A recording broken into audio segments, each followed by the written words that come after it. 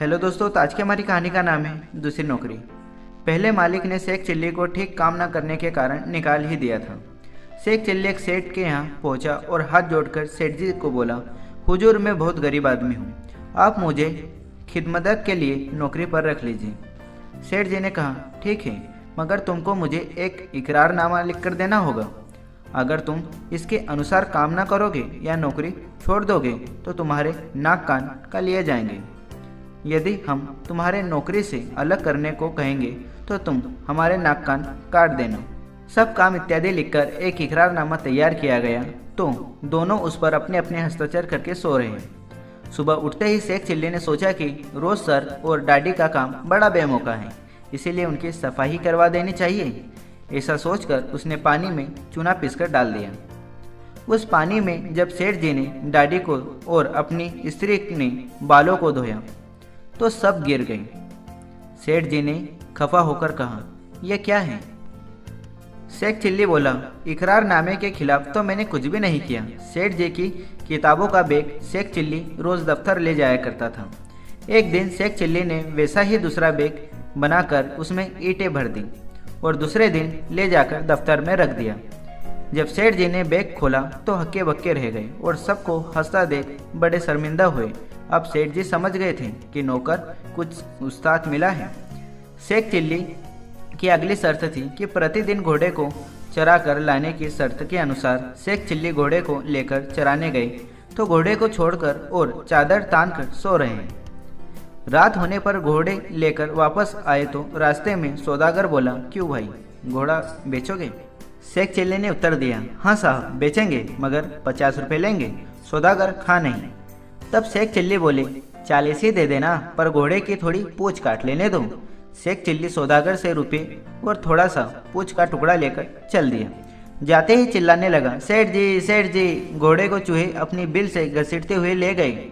सेठ जी आए तो उन्हें पूंछ दिखाकर कहने लगा, देखिए घोड़े को खींचने पर उसकी पूंछ टूट कर रह गई। सेठ जी उसे नौकर से अलग होने को कहते तो नाक कान काटवाने पड़ते, अतः चुप होकर रह गए। शर्त में यह भी लिखा था कि शेख चिल्ली घर में जलाने के लिए लकड़ी भी लाया करेगा। जब शेख चिल्ली लकड़ी लेकर आया तो उसने आते ही घर में आग लगा डाली। सेठ जी उस समय मंदिर गए हुए थे। आने पर उन्होंने शेख चिल्ली से कहा, तुमने हमारे घर में आग क्यों लगाई? अब हम तुमको नौकरी पर नहीं रखेंगे। शेख चिल्ली ने इकरारनामे की बात कह दी। सेठ जी ने तंग आकर अपनी पत्नी से कहा, अब तो इसे नाक कान बचाना ही कठिन है, क्या किया जाए? पत्नी ने कहा, मैं आपके साथ पियर चली जाती हूँ, यह आप ही से भाग जाएगा। शेख चिल्ली ने यह सब बात सुन ली और रात को ही सेठ जी के ले जाने वाले बक्से में जा बैठा। सुबह होने से पहले ही सेठ जी और उसकी पत्नी बक्सा लेकर चल दी। सब कुछ दूर चले गए तो सेठ जी बोले, कमबख्त से पीछा छूटा, अब वह नहीं आ सकेगा। ऐसे कहते हुए सेठ जी और उसकी पत्नी चलते जाते हैं। बक्से में बैठे हुए शेख चिल्ली को पेशाब आ गई तो उसने संदूक में ही कर दिया। जब पेशाब बहकर सेठ जी के मुंह पर आ गया तो सेठ जी ने समझा कि हलवा बनाकर हमने संदूक में रख दिया था, उसका घी बह रहा है। जब सेठ जी ने संदूक उतार कर जमीन पर रखा तो झट से संदूक में से शेख चिल्ली निकल आया और बोला, हुजूर के कदमों तक नहीं छोड़ सकता जब तक नाक कान ना काट लूं। सेठ जी ने कहा, क्यों? यह लो संदूक, इसे सिर पर रख लो और ले चलो। परंतु शेख चिल्ली ने इनकार कर दिया। लाचार सेठ जी अपने ही सिर पर संदूक रखकर चले हैं। सब ससुराल एक मील रह गई है तो उन्होंने शेख चिल्ली से कहा, जाओ ससुराल कह दो सेठ जी आए हैं, वह फला जगह पर बैठे हैं, उन्हें ले जाओ। शेख चिल्ली ने ससुराल जाकर कहा, सेठ जी बीमार की हालत में हैं, कटितान से आए हैं, उन्हें लाया जाए।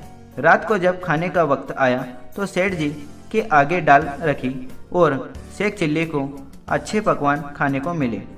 रात को सेठ जी पखाना लगे तो शेख जी बोले, बाहर कहा जाए, इसी हड्डियों में कर दिया जाए। सेठ जी ने वैसा ही किया। सुबह होने पर बोले, आओ, इंडिया के फेंक दिया, और परंतु शेख चिल्ली ने मना कर दिया। लाचार सेठ जी स्वयं हड्डियां कपड़े में लपेटकर फेंकने चले। चौखट पर ठोकर लगी तो हड्डियां छूटकर नीचे गिर गई। सबके बदन पर पखाने की छींटे पर और थू थू करते भागे। तो दोस्तों, यह कहानी आपको कैसी लगी? अगर अच्छी लगी तो वीडियो को लाइक एंड चैनल को सब्सक्राइब जरूर